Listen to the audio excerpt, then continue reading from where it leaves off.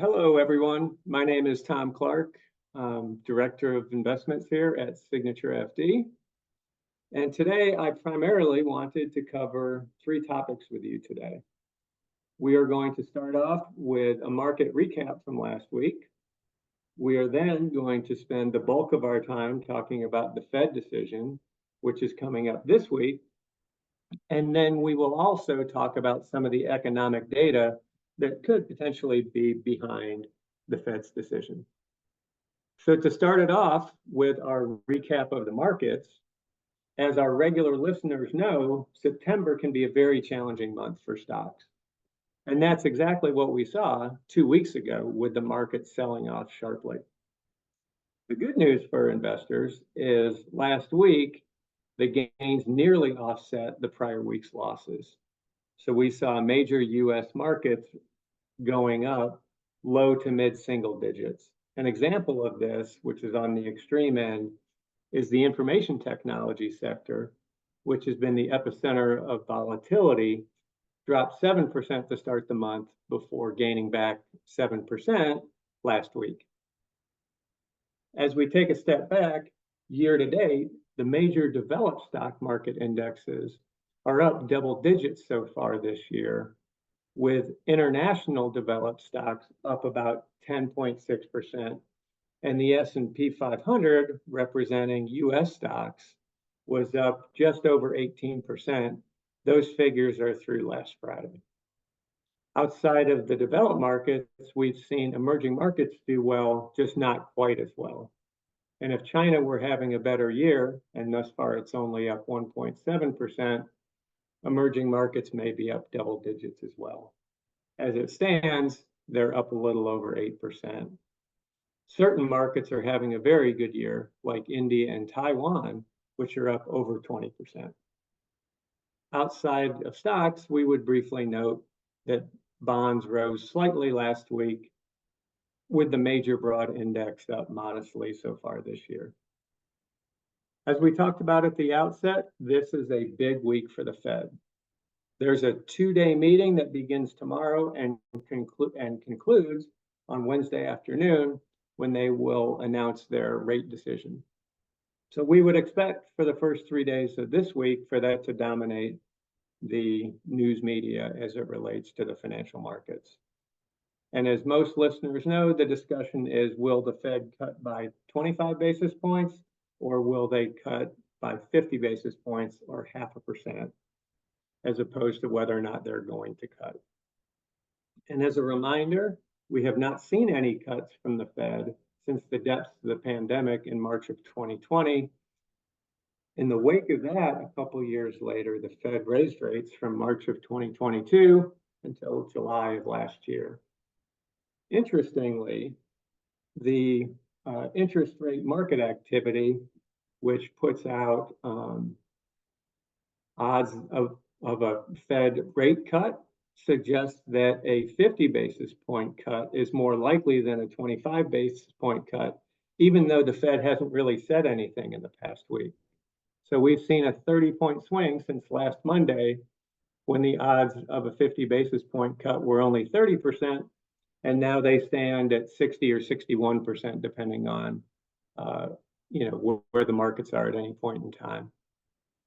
And what the group of people who's expecting the larger cut are pointing to is they're really dissecting the Fed chair's comments last month, where he said he would not want to see any further cooling in the labor market, and the time has come for rate cuts.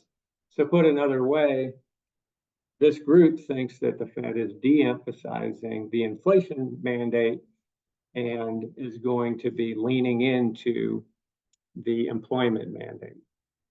Meanwhile, the group of people who believes that a 25 basis point cut is more appropriate, or is more likely what the Fed is going to do, is probably the better way to put it, believe that the data and the economy is not fully supportive of a 0.5% cut yet, at least in the view of Powell's Fed. And they think that Powell's Fed is going to lean into data more than they lean into where they think the data is going. So come Wednesday afternoon, we will have our answer to that question. In the meantime, I would point out that two of the stories that go out in our weekly written update do a nice job of covering this topic as well. So one of those stories examines mortgage rates, and that suggests that the anticipated Fed rate cuts are already likely baked into our current mortgage rates. The other story recaps a lot of what I just said and really comes at it from two different angles: the Fed decision between 25 and 50 basis points and why it matters. And then the second topic is recent trends and figures in employment, which is where the Fed seems to be focused as inflation continues to moderate.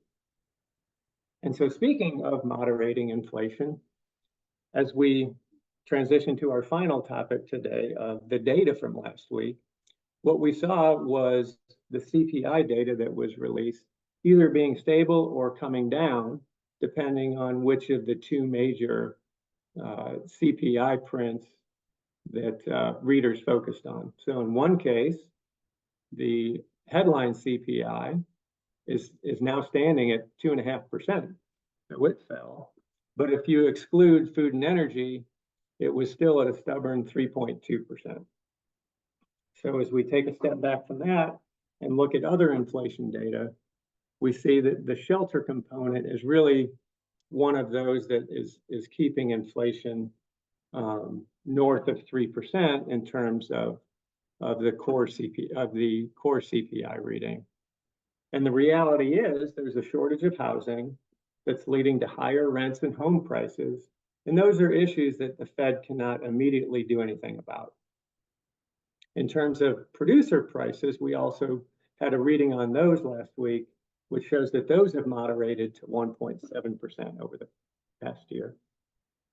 So taking a step even beyond inflation, looking at other data that came out last week, we see that the University of Michigan Consumer Sentiment Index broadly beat economists' expectations while reaching its highest level in 4 months. So clearly some good news on the consumer sentiment front.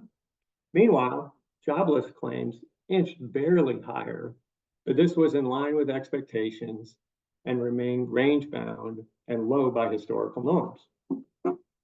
So to conclude with our traditional recap here, we would say that there's no major changes to our indicators this week, which are indicators that we publish in the written piece. The macro and the trend indicators remain positive, and corporate fundamentals remain neutral. So now that we have reviewed the economic data from the past week, the forecasted Fed decision, and touched on market performance, we thank you for joining us this week, and we look forward to sharing our thoughts with you again next week. Have a great day.